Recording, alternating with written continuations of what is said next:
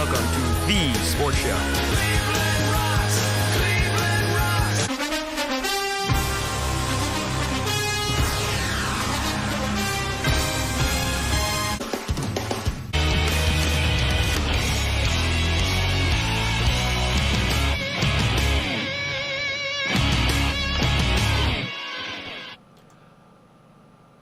Good afternoon and welcome to The Sports Show here on Lake Effect Radio. I'm your host, Ryan Kirby. We have a great show for you guys this afternoon. We'll be talking about all things sports and upcoming games and so much more. But first, we have some breaking news just coming into the studio. I just got word that Josh Gordon is going to be traded to the New England Patriots for a 5th round pick. And also, the Browns have released kicker Zane Gonzalez and have signed rookie kicker Greg Joseph after a tryout today. So just a little update on that. But first, I'd like to get started with a little Monday Night Football as the Seahawks will be battling the Chicago Bears tonight, 8:30 ESPN. And former Mentor and North Carolina quarterback Mitch Trubisky is shining as the starting quarterback for the Bears. He's been doing so well. I think it has shocked everybody to see how great he has done, even though he is still a rookie quarterback. And seeing how he's doing, it shocks everybody. For him to come from Mentor High School, be a hometown guy and go to North Carolina, led them to their first bowl game in school history, and then to be drafted by the Chicago Bears and beat out Mike Glennon as the starting quarterback. I think it blew everybody's mind because you look at how good the Bears are. They just signed Khalil Mack. They've had all these new additions, but then you also look at they're facing a team like the Seattle Seahawks. They've got Russell Wilson, they've got Jimmy Graham, they've got a head coach in Pete Carroll. And the thing is that you look at Russell Wilson and Mitch Trubisky. Wilson's got a Super Bowl. But he's also got that experience on the biggest stages in football. Going to Wisconsin and doing some big things there. But you look at how Trubisky is adapted to the sights and sounds of the NFL. Coming in and just taking the reins of being a starting quarterback in the NFL and just doing what he has to do. Getting every play, getting everybody in sync to run a play and just go with it. And then also, the Browns are looking for a new wide receiver. Call in or text in who you think they should go for in that position. You can call at 440-940-6615, and that is same for call and text. So you can call or text in your opinion as to who they should take or they should go out and get. But there's also word that Antonio Brown would like to be traded. So how nice would that be for the Browns to go out and possibly, either in free agency or do something in a trade, to get Antonio Brown? So going back to the Browns and the breaking news, Josh Gordon has had so many ups and downs in his football career, period. Because he has not played a full season since he was 15 years old. Now, you may think, okay, 15, he wasn't introduced to any of the stuff that he was introduced to in college. But yet again, that was Pee Wee football, or that was Pee Wee / high school football. For him to go through all the rehab, go through all that, and to still have problems just blows my mind that the Browns even hung on to him. Because you think about that, and you think about how good he has been. He had that game-tying touchdown catch against the Steelers last week. But you also think he had some stuff in Vegas that had happened. He was cited for having marijuana. All that stuff. But you also look at all that stuff that he has done, and you think, why would the Browns keep him? Would they think that he could be, to be honest with you, I think he's just another Johnny Manziel, to be honest with you, because same thing happened with Johnny Manziel. He had all this off-field stuff happen to him, and the Browns got rid of him. But with Josh Gordon, they kept him because they thought, okay, let's give this guy another shot. He has some potential. But you also look at, yeah, he's a good player, don't get me wrong. But if I was a head coach, I'd worry about the off-field stuff, because that is the that shows your pro that shows the that is the face. Like, you don't want the face of your franchise to be Josh Gordon doing off-field stuff that he shouldn't be doing. You want the face of your franchise to be Tyrod Taylor, or, a good thing, not something bad.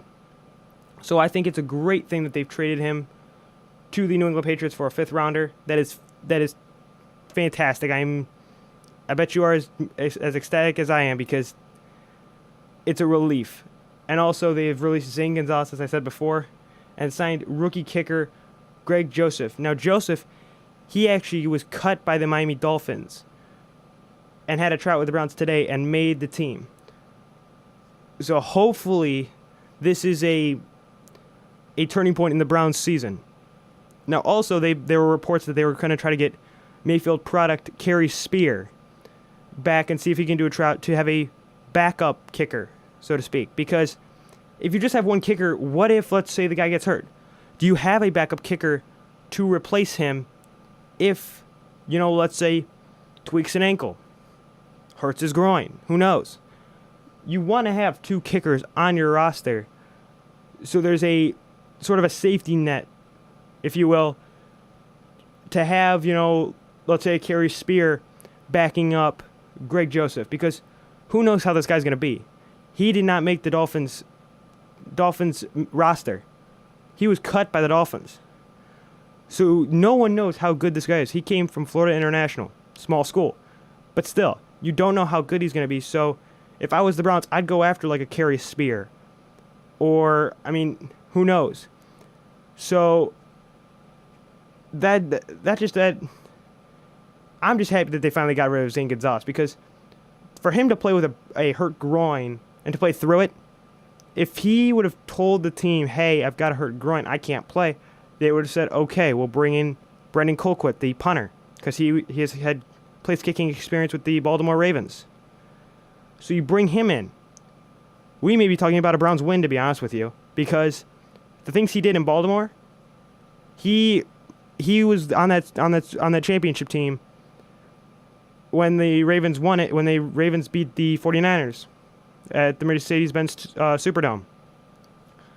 So you think about that, and for the Browns to finally release him, they should have released him on Sunday. They shouldn't have waited till Monday to release him.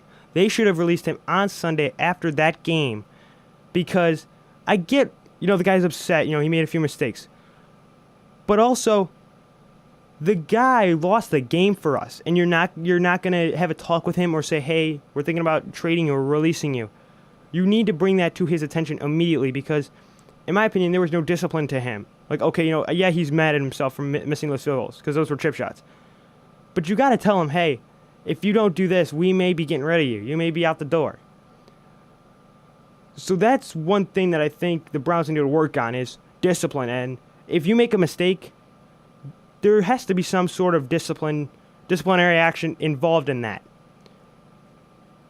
Because it's not just, a slap on the wrist for, let's say, missing practice or something like that.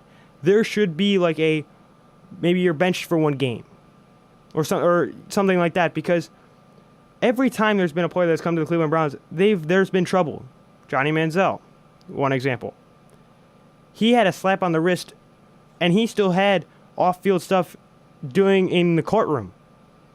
And the Browns still kept him. They never released him, traded him, nothing, until all the findings of his case came out, and they finally said, okay, we're going to release him. So you look at that, and you think about it, they finally, forget about Johnny Manziel. Josh Gordon is a great player. He had some off-field stuff happen to him.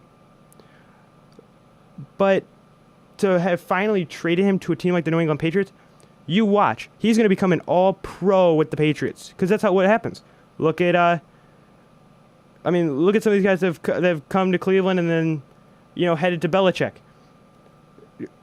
Josh Gordon is going to become an all-pro. You watch, because Belichick, his system is him. It's also the offensive defensive coordinators. But the main system that he runs is through him. So you think about that, and you look at how good he's been. Look at how good Josh Gordon was in that one game against the Steelers. He was good. But if you put him with Tom Brady, Rob Gronkowski, Julian Edelman, James White, you put him in that culture, that system, he's going to shine the brightest because he has, as Tom Brady put it, he has Randy Moss-esque skills. He reminds him of Randy Moss. And, I mean, I wish Josh all the best, but, you know, I just hope this 5th-round pick helps us in some way, shape, or form, because getting a new kicker, great. Getting rid of Josh Gordon, fantastic. But all I want to see, and I bet all you want to see, is a W on that score, on that record at some point this year. Because I know you guys don't want to see another losing season, another, 15-1 season, as it looks like it may be. But the only way that will change is if the Browns have, or if the coaching staff puts disciplinary actions into missing practice or any of those things. So we're going to take a break, and when we come back, we got some more breaking news just coming in. We'll be right back. This is the Sports Radio Show here on Lake Effect Radio.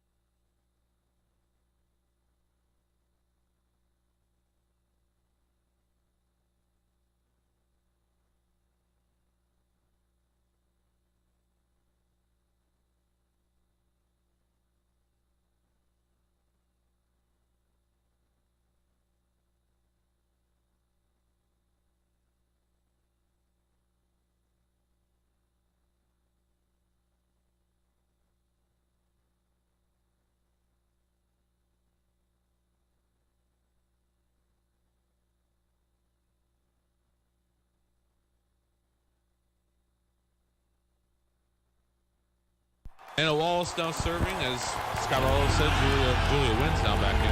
Kayla Zarbach. Nice spike. Zarbach is on fire at the moment. Zarbach really looks like she knows what she has to do to be a winner. Tip by Montel Goodwin. Gets the steal. Here's Mike Davis for three. No good. Rebounded by Wilson. Wilson put back up and in. You're listening to Lakeland's Lake Effect Radio, the official home of Lakeland Sports. If you want to watch or listen, you can tune to lakeeffectradio.org/sports. Go Lakers.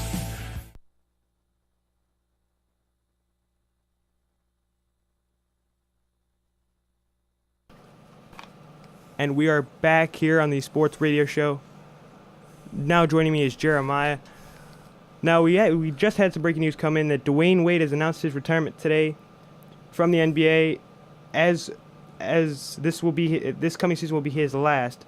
Now, Jeremiah, as far as how his career has gone, what do you think is the best way to sum up his career? Overcame a lot. That would be one huge part. Some big injuries and that. That would be one huge thing that stands out in my point of view. Not including what they had 2 championships. They made it to the finals, 4 or 5 times since he's been down there? Well, then you also throw in when he was sort of here at the Cavs, and that short period of time he would have been on another championship team. Right. But also you look at how he played with Shaquille O'Neal, like some of the perennial all-stars, Chris Bosh. Do you think those guys affected his career, like as far as shaping it? Some of the accomplishments or some of the things that happened when it happened. Because it takes just more than just him to sort of make it all happen in the end. Right, as they all say, there's no I in team. So for him, when they brought LeBron in and Chris Bosh in, that was sort of a super team. That was like the first super team to be formed. True. Very true. Definitely was. Not including, he couldn't completely do it on his own. Maybe it could have been done, but it would took a lot longer than what it did. Right. I mean, look at his team now. He's got he's got some decent players, but they're not, they can't be a championship contender immediately. No. It develops over time in that. Which, adding in Bosch, adding in LeBron at that time, sort of brought him to that level. Right.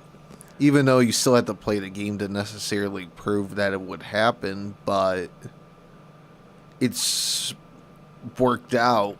Oh, yeah. And for him, he spent most of his time in Miami. It wasn't like he went elsewhere. He stayed in Miami, and then his only trip out was Cleveland. That was it. And heck, that was, 6 months? Yeah, that was about ish? Something like that. So, yeah, something close to that. So, yeah, he's been down there. He'll make it, one of those all-stars, and that will go down in the record books and that, so. Right. Yeah. And I think the biggest story, with this is that, he did deal with injuries. He dealt with all of that. Adversity. I mean, the Cavs, in my opinion, bringing him in when they did with LeBron and having Jay Crowder and Isaiah Thomas, in my opinion, Isaiah Thomas and Dwayne Wade sort of ruined the chemistry because Dwayne Wade, he knew LeBron's system, but it wasn't like he knew Tyronn Lue's system. And same with Isaiah Thomas. He didn't know, Lue's system because he was an injury. Yeah. But that's the thing, the player, he would have got it at some point in time. At least Wade would have. Except it just takes that time. Which it could be, half a season. It could be a year. Right, yeah. It depends on the person. Almost like QBs. It's a hit and miss thing in the NFL. Right. Some come in, they look really good. It's like Holmes right now. Oh, you have others, like Allen that just started this weekend that he sort of doesn't look good.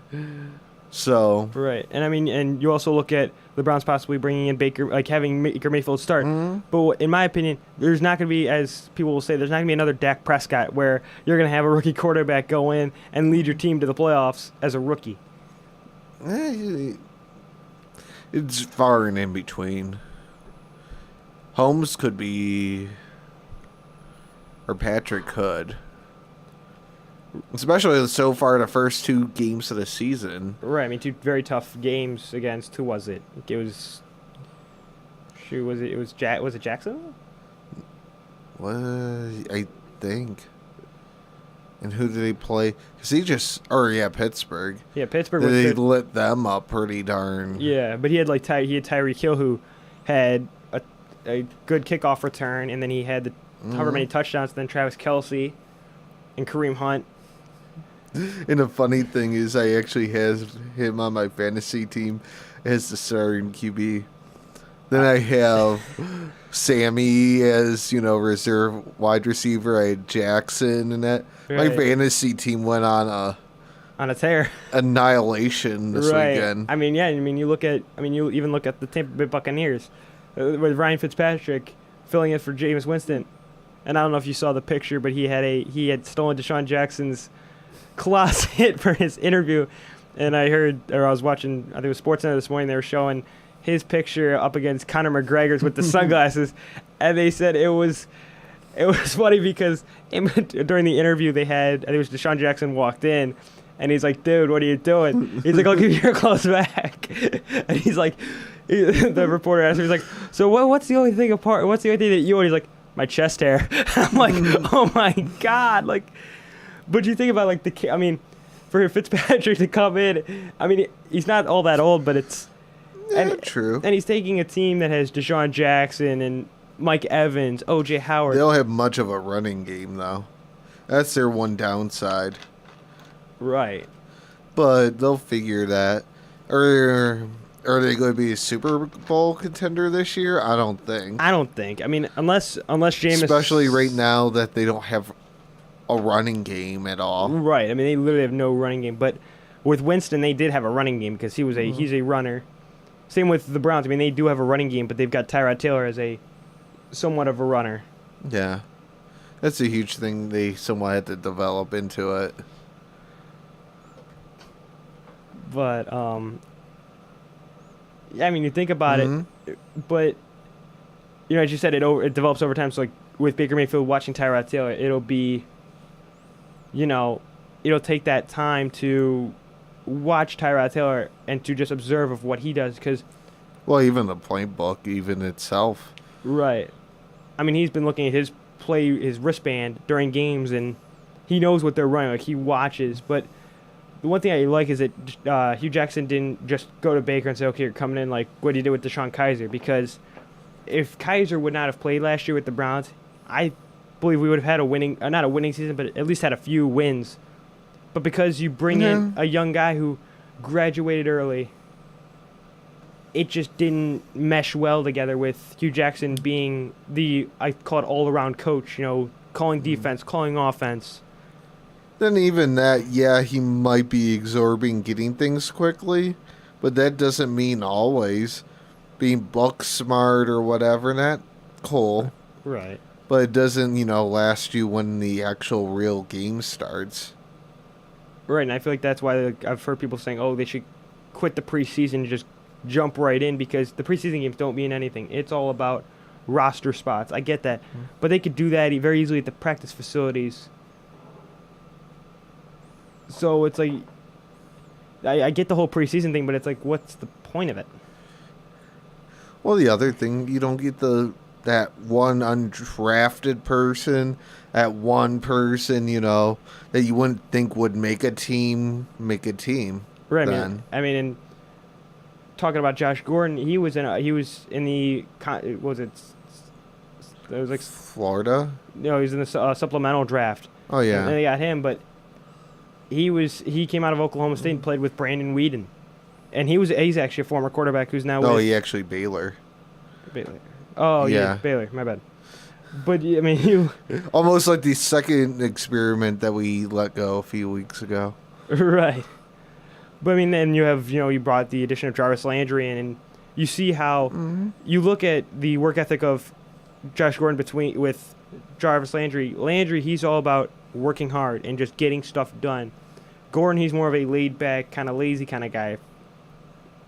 You know what I mean? He wasn't in the beginning, but definitely you could tell he's sort of laid back, definitely. At least last week versus Pittsburgh, that he wasn't going and giving it that 100%. Right, because he knew, as some people will put it, it's all about the money. Like, he was just thinking about the money.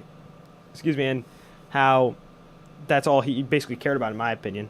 Well, that's almost like his ex-girlfriend or girlfriend in it that's getting like, what's it, $7,500 a month in child support. So right. That whole money thing's important. I still can't believe that. That blows my mind because for him to only $8,000. Right, to only give his wife or his ex-girlfriend that much, you should be giving her more for child support rather than less. Because I bet you most of that money is going towards non-entities, if you will, for all field use. I would love to see that and see if she set up like a savings account or something, an IRA or something, one of those. Or like a GoFundMe sort of thing. Well, no, like an IRA that's sort of a federal, like bondish type thing. It gathers a small percentage over a period of time that it matures in that. So it's sort of like a bond, but it's low. It's not that much risk in it. Right. But that would be beneficial for the child down the road. Right. Throw, at least a year in that. Try to put in like at least, 15 a month. So you think, that's going to be a good, probably near 20,000 something a year. Right. So you think over time, then adding more than the interest on it. Right. But we'll never know that. Right. So now let's switch topics. We're going to talk about the Cleveland Indians now. What do you think? What are your predictions for the postseason for the Indians? Hopefully Bauer can come back as sharp as he was. That would be one huge thing. Not including maybe we can get back Chisenhall and here and many other people. Huge thing is that middle bullpen. That's a huge. Will they pick it up or not? Right, and hopefully Bauer doesn't have the same situation he had in 2016 where he ended up playing with a drone and, slitting his finger. I doubt that. I mean, in my opinion, he just. You have a better chance of him probably getting hit with a baseball again and fracturing something than him going and playing with a drone. Right. But still, I mean, that affected us in the World Series because we didn't have that extra, because we had to pitch Kluber, twice in the World Series? We could have had Bauer pitch one of those times that Kluber pitched twice. Yeah, true. Instead of having to bring up, someone like a Dan Otero, a guy who's never been in that setting. I'm not worried about I think he'll be fine. He sort of picked it up since then. Oh, yeah. But I knew he took it personally deep down inside that he let down the city, let down his team, let down himself. Right. I mean, will you ever see that happen probably again during an actual season? Probably not. Right. And I mean, and you think about, like he as you said, he did let down the city, but we still got as far as Game 7, even without him, which I think was a huge improvement. But also you look at the hitting, you look at the addition of Josh Donaldson and, those guys, and then you look at how they're going to be switching the field around, putting Ramirez at second base and putting Kipnis in center field. Do you think that is a good fit, or do you think would you rather have Greg Allen in center? I would probably go Allen. Would you take Kipnis completely out of the lineup? It depends on the team. He doesn't do a horrible job. The only thing is he doesn't have the speed. Right. He doesn't have a speed like an actual outfielder that you expect. So.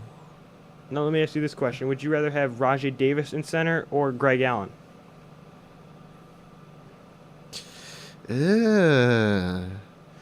It's either one would be capable, but I still probably go Allen. Still yet, even though he's sort of speedy, right?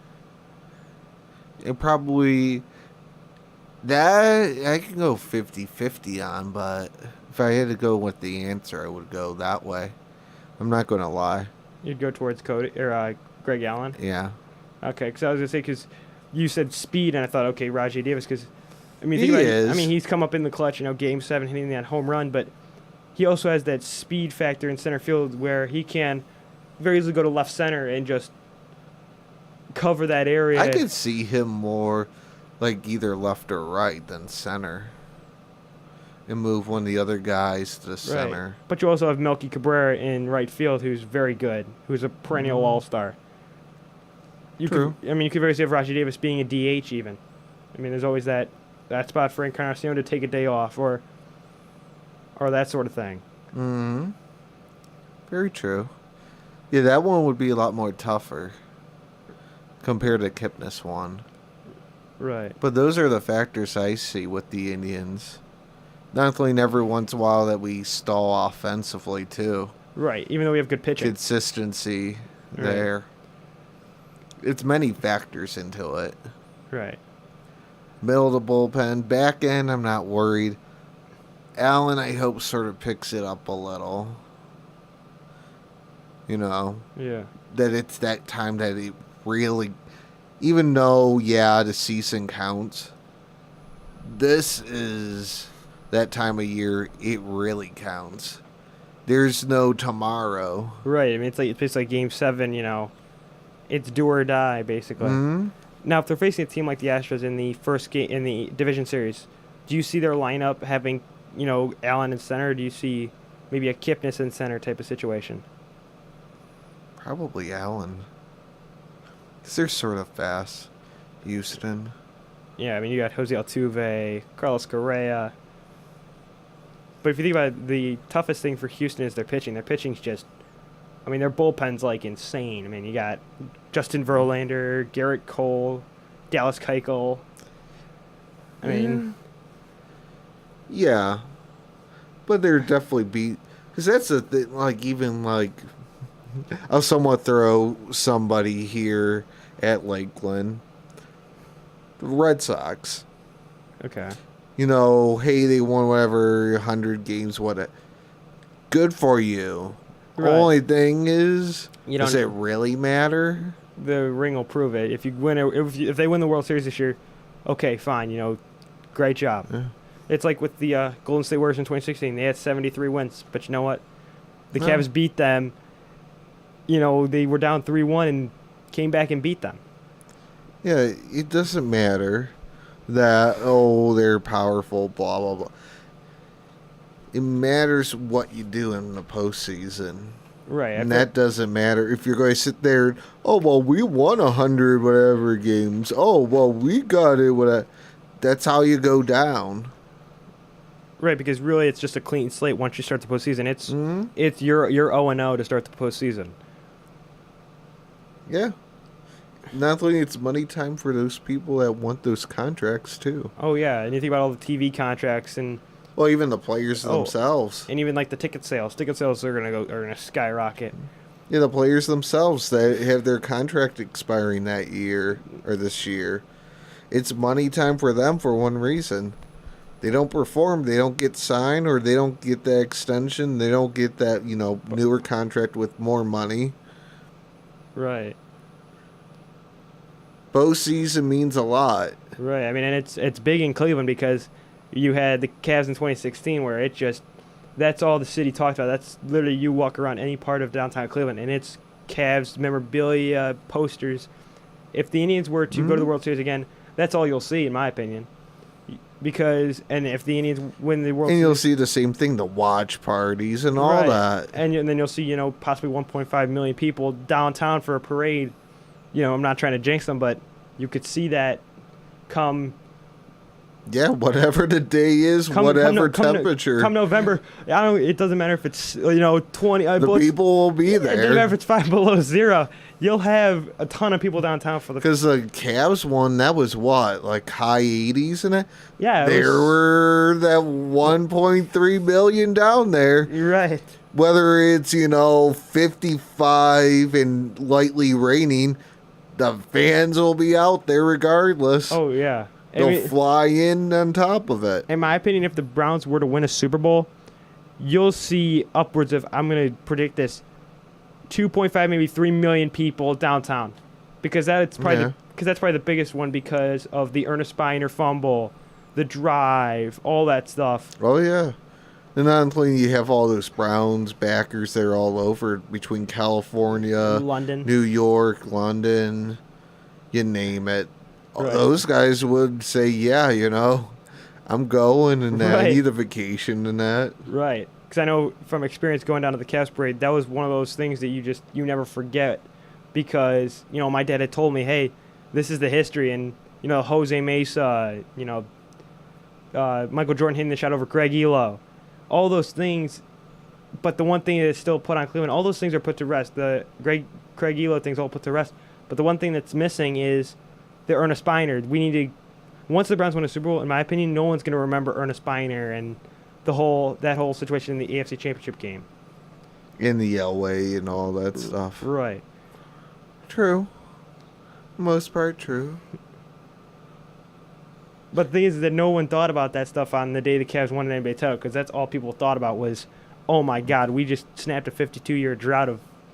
But then you had that thing of even the monsters. right, even the Masters winning the Calder Cup.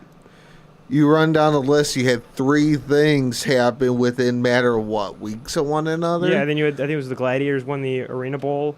Was it that? Yeah. Was it that year? Well, Steve Mariucci, or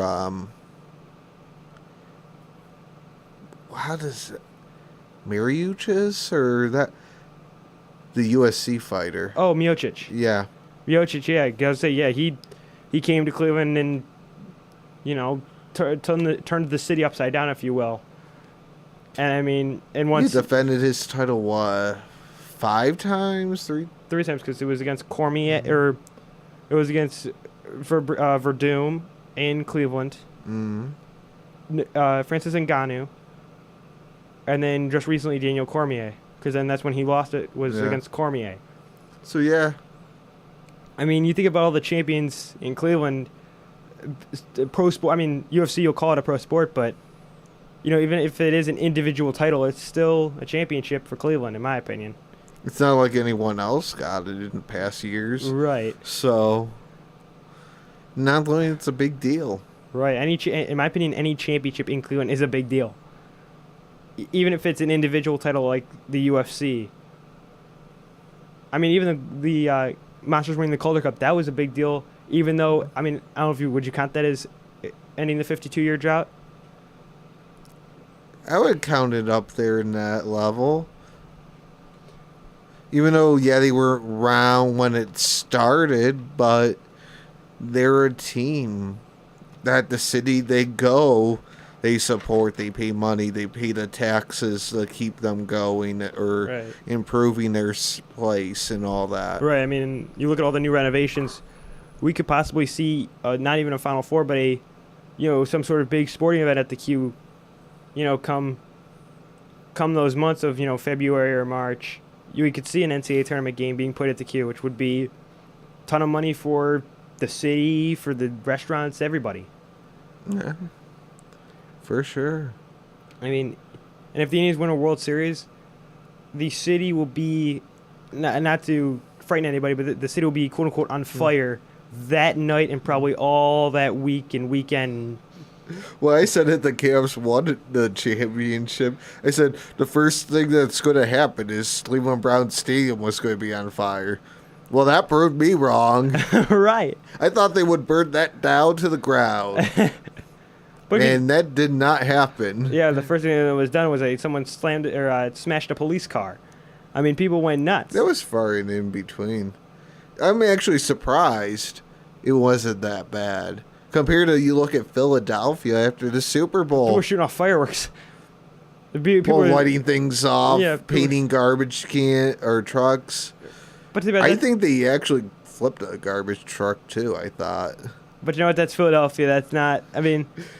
If a cop car got smashed, whoop-de-doo. Right. That's one out of... If you look at Philadelphia, God, they had like full-out riot. Right, but if you think about it, that's Philadelphia, and that was their first... We had already experienced, you know, our, you know, sports championship, you know, with the Cavs. Mm-hmm. That was their first, so in my opinion, they deserve to have that fun. They deserve to, as you called it, well, you gotta have a little bit of class, though, with it. Right. Going and destroying things that you pay for in your taxes that you're going to get, you know, that's going to come out of taxes. What's the point of it? Right. I mean, now, if, like, because I know, like, if the Browns win a game, they get all the free beer, and I told someone, I said, if they open up those things, it'll be like a good purge, if you know what I mean. It'll be, you know, people will be drunk out of their minds doing stupid stuff. I mean, it'll be like the Browns win the Super Bowl once they get that first win. The whole city will be celebrating with free beer. I mean, in my opinion, I like what Bud Light did, but now thinking about it, it's like people are going to be stupid, and they're going to, if there was a limit. Well, their huge problem was with Bud Light. It was what, a place in New York and that has fans that they ended up making their own fridge and that, Coors Light and that, stuffing it with it, and it had like a bottle or two of champagne or something in it too. I mean, seriously. Oh man. Yeah, Bud Light wouldn't support it. It had to be in the city of Cleveland, so they made up their own thing someplace else. Oh yeah. But I just love how they did the chain. You know, they put the chain. You know, it's like as they're called the Browns, but their mascot is a dog, so it's like the chain really shows that. And the funny thing is that I heard who was it that told me? One of my buddies had told me that they were downtown because they'd come back from college, and he told me, he said they were down at one of the bars, and he said he was there, and he said they're the people who have the keys were literally when Zane Gonzalez, before he kicked that field goal, were walking to the coolers to get ready to open them up. As Gonzalez kicked that field goal, when T.J. Watt blocked it to cause that tie. He said all of a sudden they literally had the key inside of the lock, getting ready to unlock it. And when they missed the field goal, the lady quickly pulled it out and she quickly locked it back up. I'm like, I told him, I said, "Are you kidding?" Like, the lady jinxed the Browns. I mean, that's the worst thing you could do, is jinx a team like the Cleveland Browns. Well, no, the worst thing was, so didn't that get called back on a penalty somewhat? The return of that too. Yeah, because Myles Garrett had that block in the back. That was stupid on his part. Right. I mean, it was clearly a block in the back, but it's like you could have very easily had like a 15-yard field goal at the least. Oh yeah. And in those rainy conditions, He went down someplace, I thought, near the 15 in that. But yeah, that was sort of that killed it too. Right. I mean, because I thought, okay, I almost lost my voice, but it's like you thought, oh my God. I mean, to see when we had that game-tying touchdown, to see the fans go nuts, it was like we just won the Super Bowl. I mean, I was like, this is insane. But then you think about everything that happened, back then, and you think, okay, people have been through this. Our first win, and maybe if we go back-to-back wins, the first 2 wins will be like we won the Super Bowl. If you think about it. True. I mean, what I've heard is that we're not guaranteed a playoff spot, but if we were to tie, if us and the Steelers in the AFC were to tie, if that would be the only tie in the AFC, that would possibly be the wild card game if we have equal records. And I mean, in my opinion, the wild card game is a playoff game, no matter what it's called. Yeah. So we have some bad mojo on that, going back to, what was it, 2002? Yeah. That one time, the 7-9 going into Pittsburgh during that blizzard. Oh, yeah. Still hate that ref. Oh, yeah. Saying that Andre Davis wasn't out of or was it Northcutt that wasn't out of bounds? I think it was a North. It was one or the other. Or no, Andre King. It was Andre King. Yeah. Yeah. That's right. I forgot we had the two Andres. Yeah, but I mean, and then you also look at, during the, I'm going to go back to the Cavs championship parade, but you look at that parade, Ernest Biner, he wasn't being booed. Like when everybody saw him, when I was there, nobody booed him.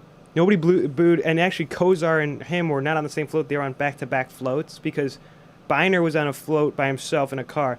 And then it was funny because I see Kozar, and he's actually on a float with MGK as MGK is rapping and getting ready to hang out to one of the light posts, over the thing. Mm-hmm. And you see Kozar turn around, and I'm like, why is this guy on a float with MGK as MGK's rapping? But nobody booed him or Biner. They cheered because, who cares about what happened in the past? Yeah. I mean, hey, it was a mistake, Well, that's the one surprising thing is looking along that route, people climbing trees, to just see it, light poles in it, not destroying them in that. I honestly did not expect that. People are climbing up on things, being respectful, right, just to see the action. Right, and actually, I could never say I ever seen that ever in a good celebration. Right, and I mean, and the parade could have easily never happened because what I heard is that East 9th was overflowed with people and they could never clear the street. And I was like, oh my God. And then there were some people that we saw, or it was kind of stupid because it was a guy and two guys and a girl. They were throwing T-shirts before the parade, and this guy and these two guys and this girl, I kid you not, went dove for the T-shirt. I'm like, and these people had to be in their mid-30s. I'm like, you've got to be kidding. You're in your mid-30s and you're going for a stupid T-shirt? No, if you were in that situation, not worth it. Would you do that same thing? Would you dive for the T-shirt, or would you just let someone else get it? No, it's not worth it. I mean, if I would not including here and there some of those free giveaway ones. Right. Let's face it, are cheaply made. They're cheap quality T-shirts, and right. Is it really worth it? Right. I mean, now if I had gotten one personally, I would have given it to a little kid around me, because I know a little kid would love that sort of stuff. Because you think about if a kid is around that and wow, this is pretty cool. Cleveland's on fire, if you will. But just to see the kids that day. I mean, it was actually very cool because I saw 3 little kids, and I mean, their eyes were lit up because you knew when LeBron James was coming because everybody was cheering, the "I promise" things going up.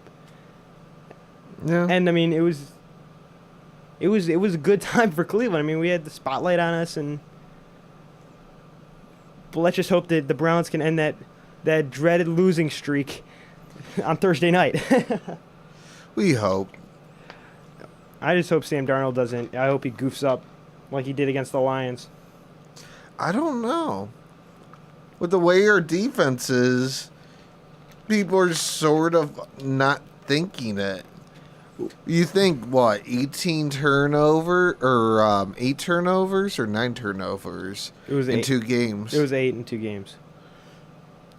People are somewhat underestimating it. But if you think about it, this is our first game against a non-first ballot Hall of Famer, like a non-first ballot Hall of Fame quarterback. You know what I mean?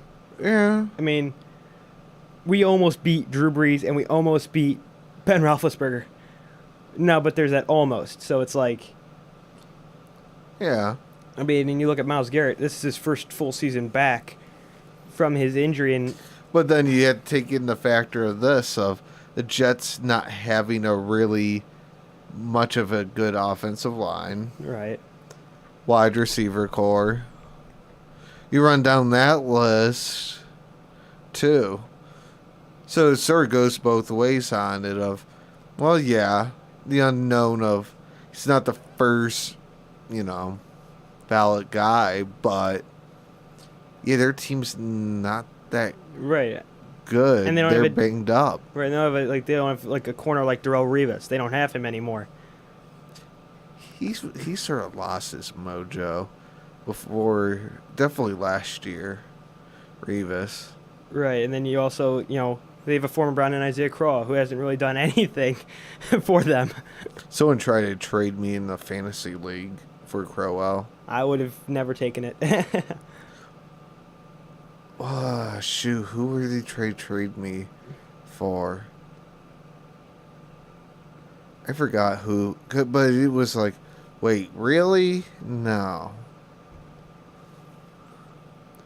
Right. I mean, because even if someone was to, let's say, trade me Josh Gordon, and like they said, okay, I want, let's say, I don't know, Tavon Austin from me for Josh Gordon, I would say no, because you think about it, Josh Gordon may not get any playing time because you've got Julian Edelman, you've got Rob Gronkowski at tight end. I mean, they've already got their offense figured out.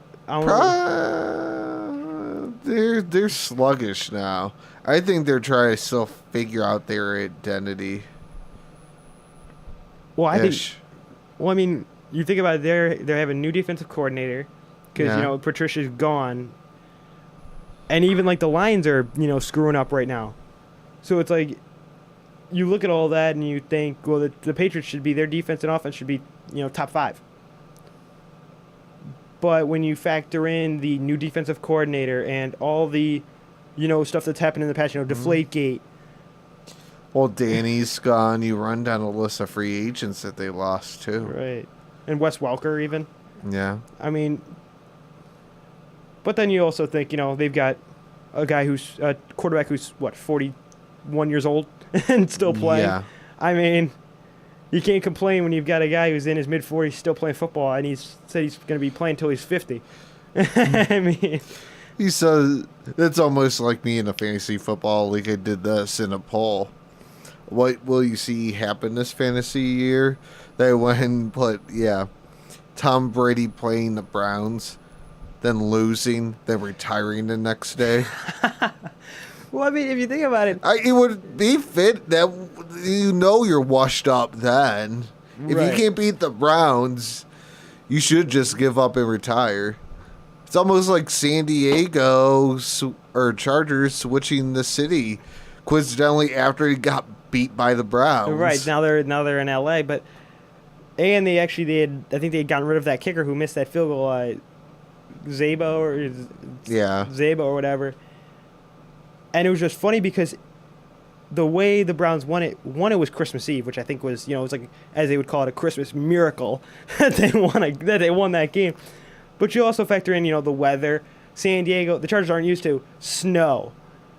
So you also think of, okay, the Browns have sort of an advantage, if you will, playing in the weather that they know of, that they have played in before. But then you add in a guy like Phillip Rivers and Antonio Gates, and you think, well, they can beat the Browns any day of the week.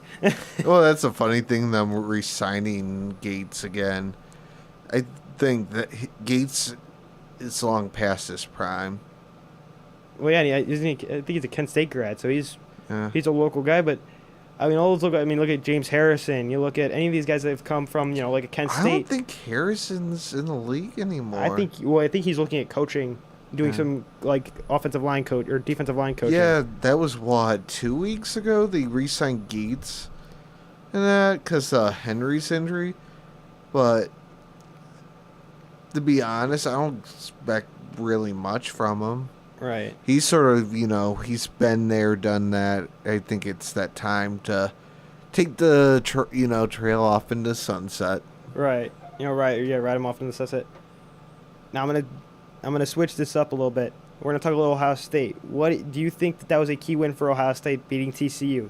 Do you think that that has any effect on? I'm not trying to look forward, but college football playoff in the future. Yeah. They were, 15th ranked? Yeah. So, yeah. Yeah, but if you think about it, well, I mean, we have a quarterback like Dwayne Haskins. I mean, he went. I mean, he was well, but if you also think about this, it really wasn't a neutral site game. It was more of a home game for TCU because that's not very far from their campus. No. So there really was. Yeah. They tried to make it a neutral site game, but it really wasn't, which kind of made me a little bit upset because it's like you want this to be a neutral site game, but in the end you're like, okay, we're just going to play, 5 miles down the road from TCU at AT&T Stadium. Like, that's not neutral site. No. It is what it is. Not much you can do about it. But I do, in a way. In a way, it also was with, you have these some experienced dudes. But for at least the QB that sort of guides the whole offense, he was never in that situation playing in a big game. Well, Michigan, but Right, that was like for like a... that was in later in the game. Right, that was after Barrett got, hurt. And not only, the beginning of it was done. Right, So- but still, I mean, to come up in a big situation like for example, Tua Tagovailoa with Alabama. He came in the national championship game in the second half and led them to a national championship. And now look at him now. He's starting over a Heisman Trophy finalist to be Jalen Hurts. Yeah. I mean, anything can happen, in my opinion, in college. I mean, look at, for example, Joe Burrow at LSU. He was at Ohio State at one point, Oh, yeah. graduated and transferred to LSU. I find that funny. Him going and beating Auburn. I love, because I think, looking up Ed Orgeron, he's a great, I've heard nothing but good things. Like, he coached at Ole Miss, he coached this place and that place, but you also think of the conference change. The Big Ten, yeah, it's a tough conference, but it's not one of the top conferences in the country, because look at the teams that the Big Ten has added. Maryland, Nebraska, Rutgers. You look at those teams. It's just those teams going out and finding those people and building their program. But what I don't get is that why don't they bring Notre Dame in? I mean, Notre Dame's a great football program, and they're not. I mean, I could see, but because right now we're even. So if you bring them in, you're going to bring someone else in. right. But That's your other question mark. could you drop a team like Nebraska, who just lost to Troy? Well, they probably have some contract we don't know about That's very true.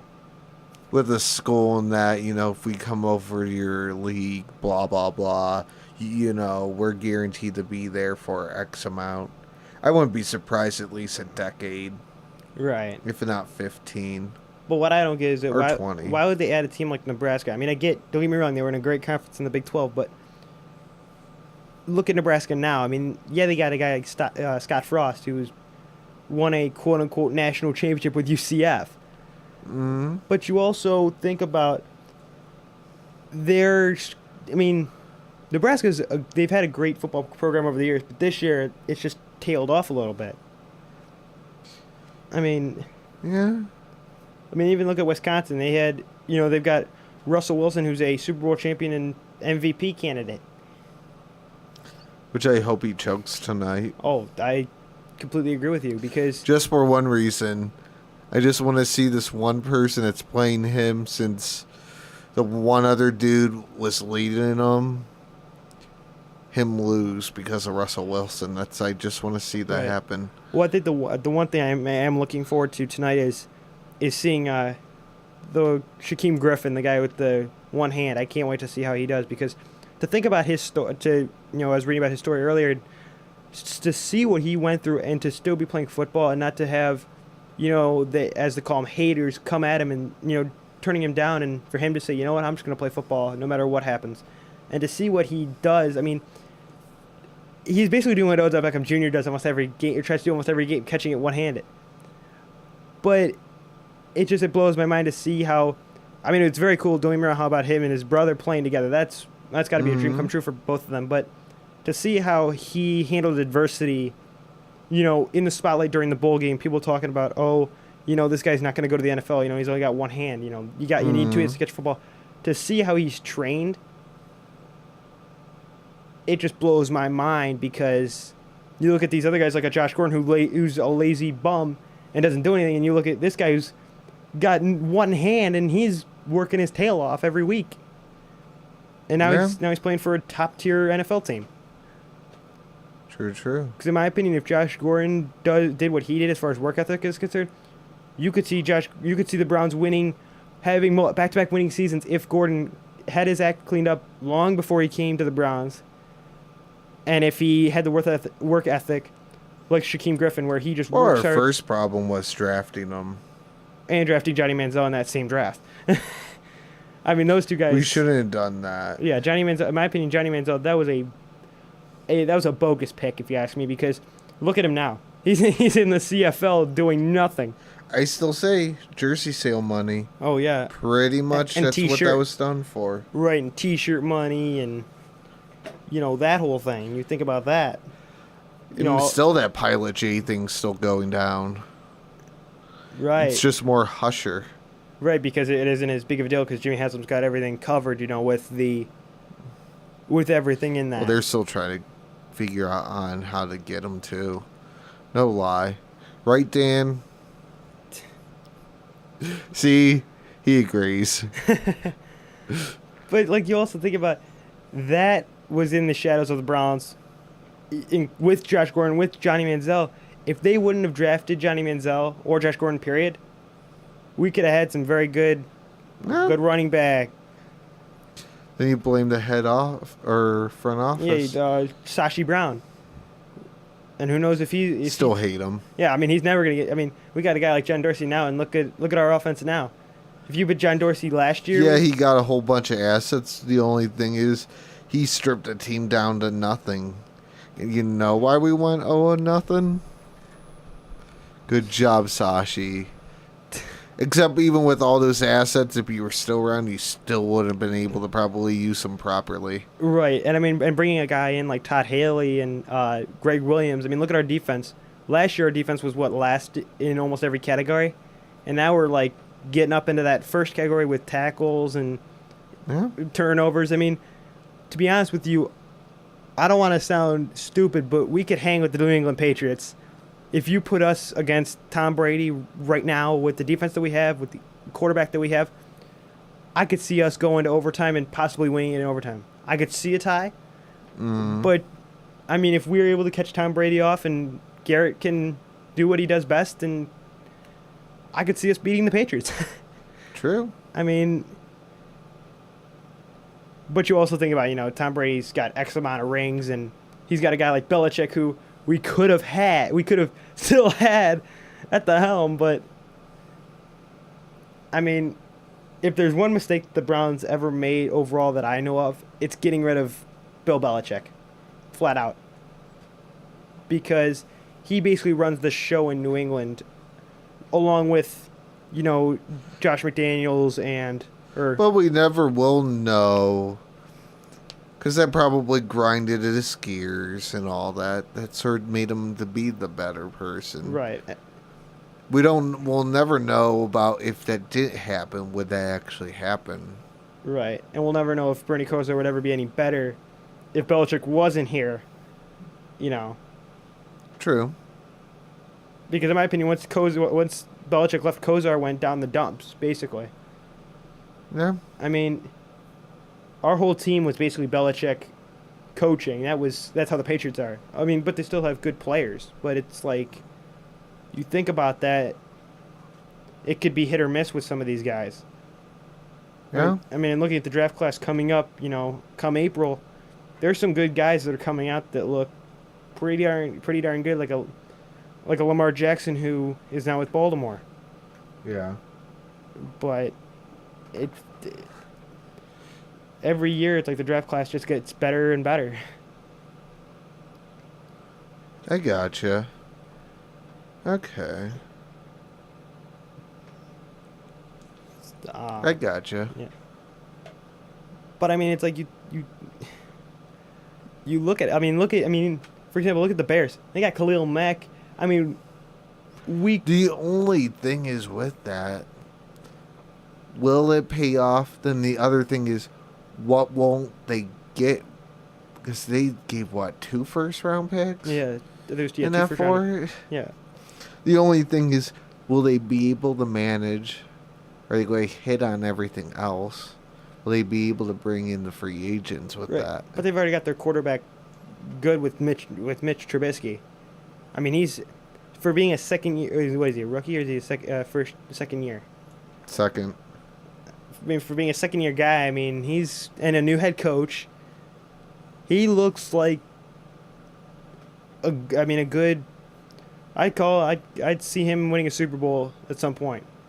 Now, the one thing I would love to see, and hopefully this does happen at some point, if the Bears decide to cut ties with him, is him coming to Cleveland and winning it, being like a LeBron James for us, going to Mentor High School, going to the University of North Carolina, and just coming back to Cleveland and saying, you know what, Brian Hoyer didn't deliver for you guys, so you know what, I'll deliver. Because you also think about that. Hoyer looked pretty good until that Buffalo game. Right. Well, and he had, if you look at the game against Minnesota when it was him and Josh Gordon, Gordon had 2 or 3 touchdowns in that game? Mm-hmm. I mean, look at Gordon then and look at him now. He looked better that year rather than this year. Yeah. But it's like, who's to blame for that? Josh Gordon's blame. He's basically this year, in my opinion, is on him because the Hard Knocks thing, they didn't want to cover Gordon. They wanted to see what the other guys were about. But Gordon wanted to make it about himself a little bit. Because I'd watched it, and Gordon was trying to, show off his moves and stuff, and it's like, dude, you're not important, I'm sorry. I know you're part of the team, but we want to see the work ethic, the good work ethic. I mean... Compared to that on and off again thing. Yeah. Right, he was in and out of rehab, In my opinion, if the Browns made any great decision, it was to get rid of Josh Gordon. So. Okay, so we're just about wrapped up. We thank you again for listening to the Sports Radio Show here on Lake Effect Radio. Have a good night, everybody.